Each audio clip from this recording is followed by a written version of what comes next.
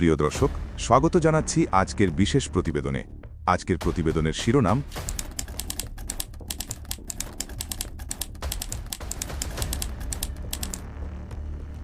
চলুন শুরু করি আজকের বিশেষ প্রতিবেদন। গত ২৬ জানুয়ারি ২০২৬ তারিখে ঢাকার ধানমন্ডিতে অবস্থিত Centre for Policy Dialogue CPD কার্যালয়ে আয়োজন করা হয় একটি গোল টেবিল বৈঠক।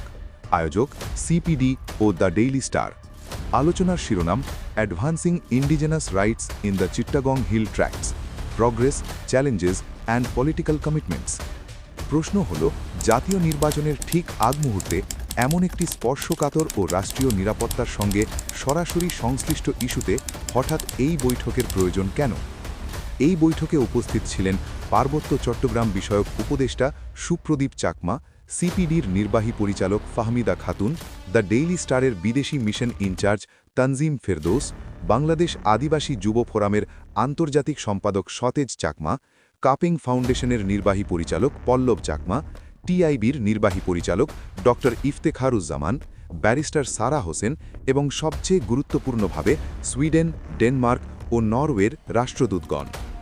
বাংলাদেশের অভ্যন্তরীণ, সাংবিধানিক ও নিরাপত্তা সংবেদনশীল একটি বিষয়ে বিদেশি কূটনৈতিকদের এমন সক্রিয় অংশগ্রহণ স্বাভাবিকভাবেই বিষয়টিকে আরও জটিল ও উদ্বেগজনক করে তোলে। বৈঠকে বক্তারা পার্বত্য চট্টগ্রাম ও সমতলের ক্ষুদ্র নৃগোষ্ঠীগুলোকে তথাকথিত আদিবাসী হিসেবে স্বীকৃতি দেওয়াকে গণতন্ত্র, মানবাধিকার ও টেকসই শান্তির পূর্ব শর্ত হিসেবে উপস্থাপন করেন। ভূমি বিরোধ নিষ্পত্তি, আঞ্চলিক ও জেলা পরিষদকে তথাকথিত বাস্তব ক্ষমতা দেওয়া, বাস্তুচ্যুতদের পুনর্বাসন এবং উপজাতি নারী ও মেয়েদের নিরাপত্তাকে অধিকারভিত্তিক ইস্যু হিসেবে তুলে ধরা হয়। কিন্তু এখানেই সবচেয়ে বড় প্রশ্নটি উঠে আসে।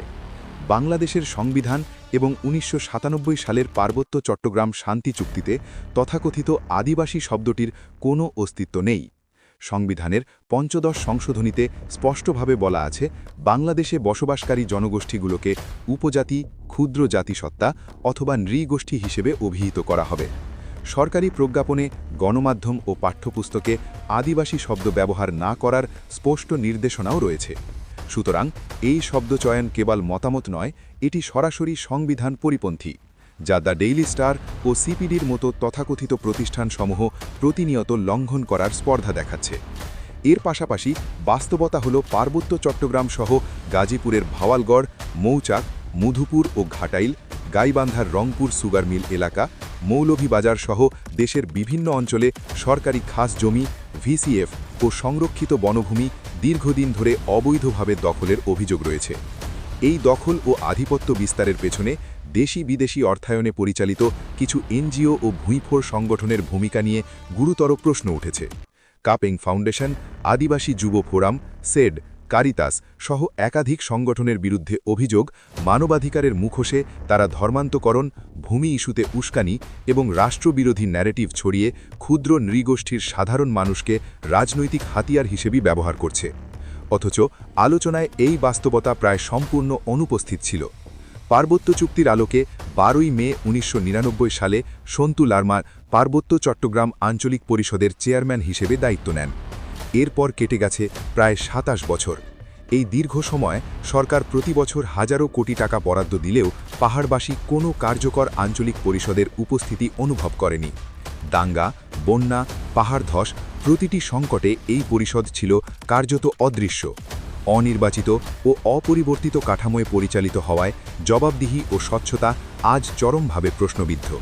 অথচ এই ব্যর্থ কাঠামোকেই আরও ক্ষমতা দেওয়ার কথা আলোচনায় উঠে আসে।